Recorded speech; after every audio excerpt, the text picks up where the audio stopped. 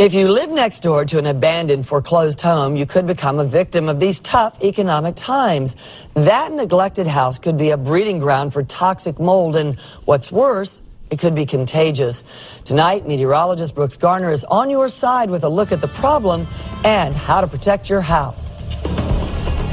The sight of once stately homes in a neighborhood of broken American dreams can pull on the heartstrings, but it can also pull on the wallet, because in the case of mold, your neighbor's problem can quickly become your own.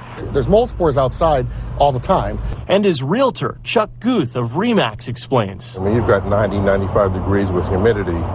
It's not going to take very long at all to create mold in the house and other issues. Issues which can make it even harder to find someone willing to take on a foreclosed property in Florida. But the ones I've seen, you walk in, it burns your nose, it burns your eyes.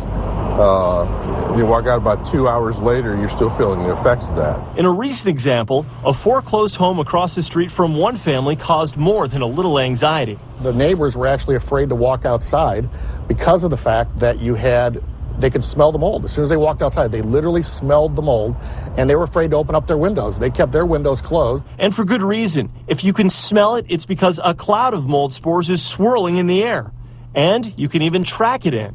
So you have to watch where you step. You don't want to track it into another house. Some of the mold spores, you can move from home to home. And once in your home, mold will lay in wait for its next chance to grow. We're actually getting more calls every week on mold-related problems. Absolutely. We're seeing this in schools that are closed up for the summertime.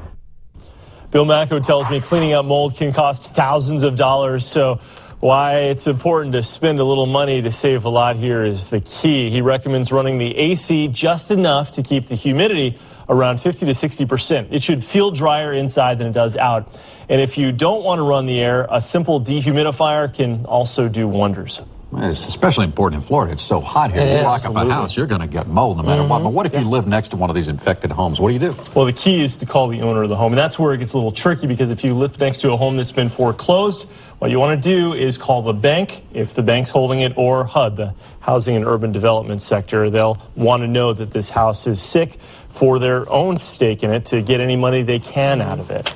Or to clean it up. Or that. One more thing we got to think about. You got it.